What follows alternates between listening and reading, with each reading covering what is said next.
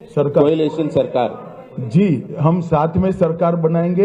हम चुनाव एड़ापाड़ी जी के नेतृत्व में लड़ेंगे। நாங்கள் இணைந்துதான் இங்கே ஆட்சி அமைக்க போகிறோம். அந்த மாதிரி கூட்டணி ஆட்சி தான் நடைபெற போகிறது. திரு எடப்பாடி அவர்களின் தலைமையில் தான் இந்த கூட்டணி நடைபெற போகிறது. एक एक कर पूछिए भाई, ஒவ்வொருவரா கேளுங்க. ஒருத்தரா கேளுங்க. கேள்விகள் एक ஒருத்தரா व्यक्ति கேளுங்க. पूछो ना। Sir, what are the sir here? अगर जीतेंगे तो भाजपा के जो एमएलए ना मंत्री बनेंगे, क्या पूछ रहे हैं? वो हम जीतने के बाद तय करेंगे। मैं कोई कंफ्यूजन छोड़ना नहीं चाहता। डीएमके के लिए हम एड़ापाड़ी जी के नेतृत्व में चुनाव लड़ेंगे। Sir, what are the demands? வெற்றி பெற்ற பிறகு அதற்கான பதிலை சொல்லுகிறோம்.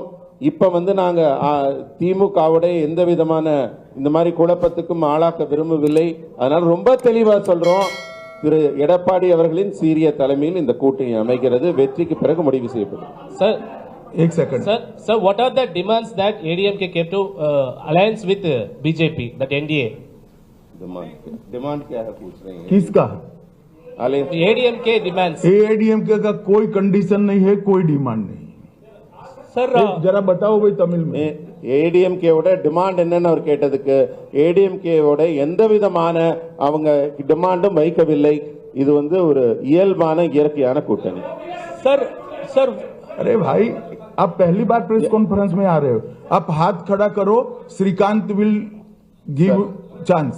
ஒரு நிமிஷம் நீங்க சொல்லுங்கண்ணா, நீங்க சொல்லுங்க. Sir, what about O Pannirselvam and TT Vidyanagaran? Are they also part of the NDA, or you wanted a united AIADMK, sir? AIADMK के इंटरनल अफेयर्स में हमारा कोई इंटरफियरेंस नहीं होगा। जहां तक एनडीए के साथी दलों का सवाल है, एआईडीएमके और बीजेपी का तमिलनाडु यूनिट बैठकर तय करेगा। அதிமுகவின் தனிப்பட்ட அவங்க கட்சி விடயங்களில் நாங்கள் தலையிட போவதில்லை. மற்றபடி தேர்தல் விஷயங்கள்ல அவர் தலைமையில நாங்க எல்லாரும் அமர்ந்து பேசி எங்களுடைய திட்டமிடலை செய்கிறோம். ஒருத்தர் மாத்தி மாத்தி கேக்குறேன். நீங்க கேட்டீங்க, நீங்க சொல்லுங்க. நீங்க சொல்லுங்க, எந்திரிச்சிருந்து சொல்லுங்க.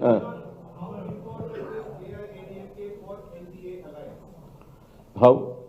देखिए, एआईडीएमके का एनडीए में आना एनडीए के लिए बहुत उपयोगी है, और एआईडीएमके का एनडीए में आना एआईडीएमके के लिए भी बहुत उपयोगी है। இந்த கூட்டணியில அதிமுக என்டிஏக்குள்ள வருவது அவர்களுக்கும் என்டிஏக்கு அதிமுக வருவதும் இருவருக்குமே வின் வின் சிச்சுவேஷன், இருவருக்குமே பலனளிக்க கூடியது. பின்னாடியிலன்னு சொல்லுங்க சார், சொல்லுங்க, எந்திரிச்சு நில்லுங்க. மேடம் சொல்லுங்க, சொல்லுங்க, நீங்க சொல்லுங்க, சொல்லுங்க.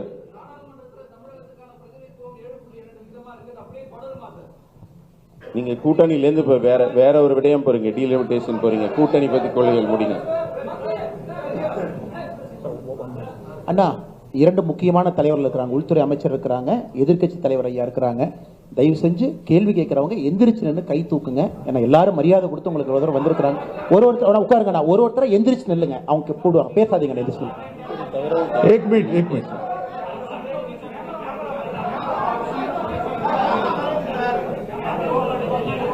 सीटों की संख्या और सरकार बनाने के बाद मिनिस्ट्री का बंटवारा दोनों यूनिट्स हमारे साथियों के साथ बैठकर बाद में तय करेंगे। யார் யாருக்கு எத்தனை தொகுதிகள் என்பதும் வெற்றி பெற்ற பிறகு எப்படி அவங்க ஆட்சியில் பங்கு பெற போகிறார்கள் என்பதெல்லாம் பின்னாடி தான் பேச போறோம். இப்ப அது பேசு பொருளாக இல்லை. एक सेकंड சார், சொல்லுங்க சார், சொல்லுங்க சார்.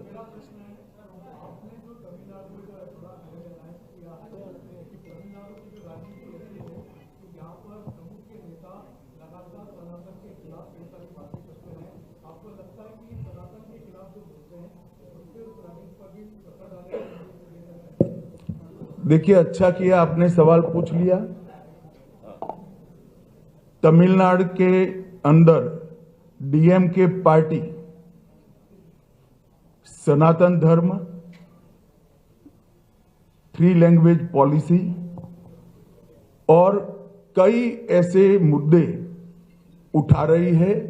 उसका एकमात्र उद्देश्य मूल मुद्दों से ध्यान हटाना है।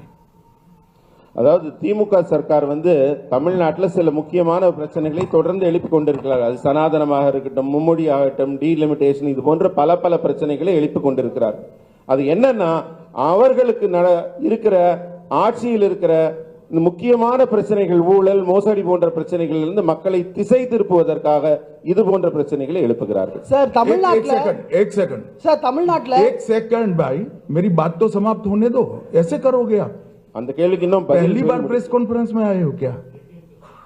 Let me answer. तमिलनाडु का चुनाव आने वाले दिनों में डीएमके सरकार के घनघोर करप्शन, लॉ एंड ऑर्डर का इश्यू, दलितों पर अत्याचार और महिलाओं पर अत्याचार के आधार पर तमिलनाडु की जनता वोट करने जा रही है.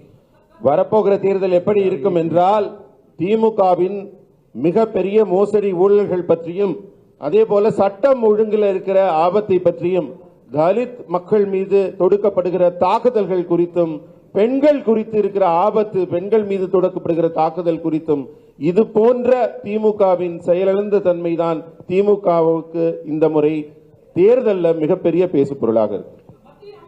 डीएमके सरकार ने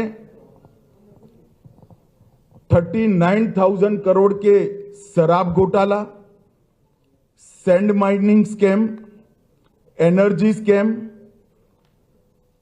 ईएल कॉट स्कैम, ट्रांसपोर्ट का scam, money laundering scam, nutrition kit scam, free dhoti scam, cash for job, red sand smuggling और मनरेगा स्कैम.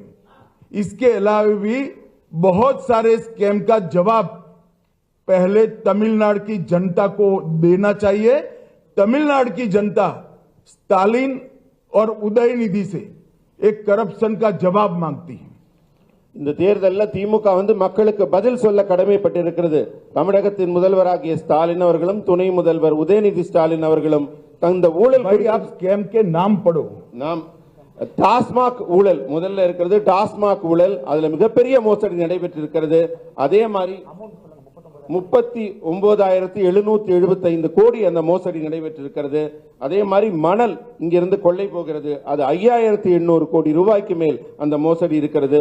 எனர்ஜி, மின்சாரம், அந்த நிலக்கரி, இது போன்ற ஊழல்கள் வந்து 4,400 கோடி. எல்காட் நிறுவனத்தில் நடைபெற்றிருக்கிற அரசு நிறுவனத்தின் பங்குகள் விற்பனை மூலம் மோசடி 3,000 கோடிக்கு மேல் இருக்கிறது.